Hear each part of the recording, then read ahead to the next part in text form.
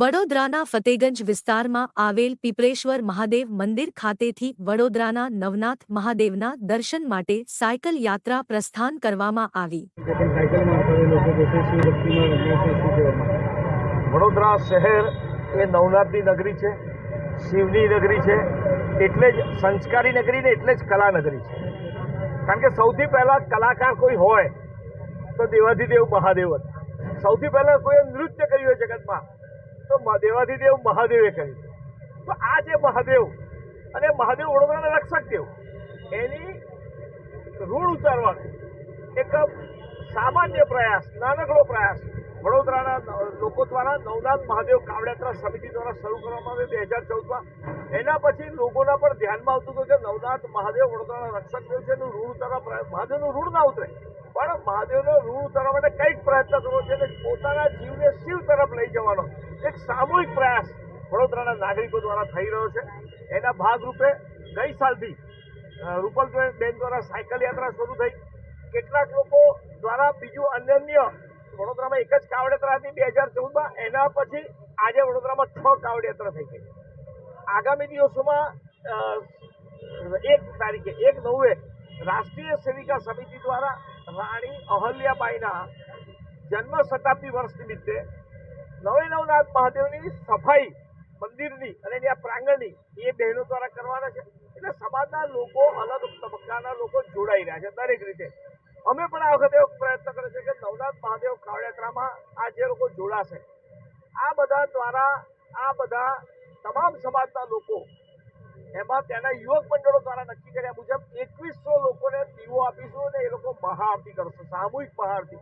એટલે મહાદેવની સામૂહિક ભક્તિ અને જીવને શિવ તરફ લઈ જવાની સામૂહિક ભક્તિ મહાદેવની શ્રાવણ મહિનાના છેલ્લા દિવસે એ કરવાનો અમારો પ્રયોજન છે। સાથે સાથે અમને આદ્ય શક્તિ એજ્યુકેશન ચેરિટેબલ ટ્રસ્ટના મહંત દ્વારા એમણે એવી એક જાહેરાત કરી છે કે શ્રાવણના છેલ્લા દિવસે જે લોકો કાવડયાત્રામાં જોડાશે એ બધા જ લોકોને રુદ્રાક્ષનું ફળ જે એ હરિદ્વારથી લઈને આવ્યા છે, હરિદ્વારથી ઉજ્જૈન ગયા, એના પર એ પૂજાપાઠ કરી રહ્યા છે અને એની સાથે જ્યોત લઈને આવશે, ભૈરવ અને મહાકાલની જ્યોત એ લઈને આવશે। લોકોને દર્શન અને છેલ્લે પ્રસાદમાં રુદ્રાક્ષનું ફળ આપનાર છે। મહારાજનું છે એટલે ભક્તિનો અલગ અલગ સ્વરૂપ છે।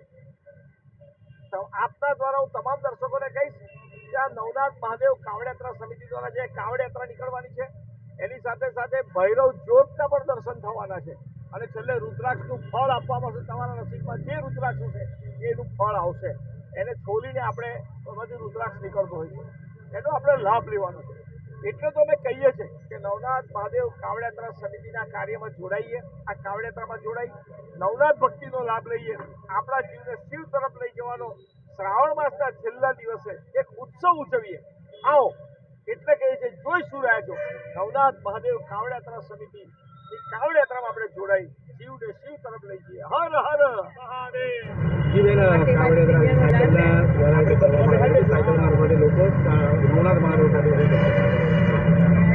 જય જય શ્રી રામ, હર હર મહાદેવ। આજ રોજ 25 તારીખે શ્રાવણ માસના પવિત્ર માસમાં નવનાથ મહાદેવ સાયકલ યાત્રાનું આયોજન કરવામાં આવ્યું, જેમાં અહીંયા અમે ફતેગંજથી નવનાથ યાત્રાની શરૂઆત કરી છે। જેમાં આપણે કહીશ કે સૌ ફતેગંજના રહેવાસીઓથી લઈ અને સૌ અમારા સંયોજકોથી લઈને સાથે સાથ સહકાર આપનારા સૌનો હું આભાર વ્યક્ત કરું છું। કારણ કે કોઈ કાર્ય કરવામાં એકબીજાના સાથ સહકારથી ખૂબ જ સારું આપણે કાર્ય કરી શકીએ છીએ। તો એ જ અમારું એક ઉદાહરણ છે કે એક વિચાર મૂકવાથી નવનાથ મહાદેવ સાયકલ યાત્રાનું અરેન્જમેન્ટ કરવાથી સૌ સાથે મળીને અરેન્જ કર્યું, તો આજે ભવ્યથી ભવ્ય નવનાથ સાયકલ યાત્રાની અરેન્જમેન્ટ કરી છે અને અત્યારે અમે એની શરૂઆત પ્રારંભ કરી દીધો છે। 150+ રજીસ્ટ્રેશન આવેલાને આપ જોઈ શકો છો કે એ જ રીતે ખૂબ જ મોટી સંખ્યામાં સૌ ભક્તો, ભાવિ ભક્તો વડોદરા નગરીના જોડાયા છે।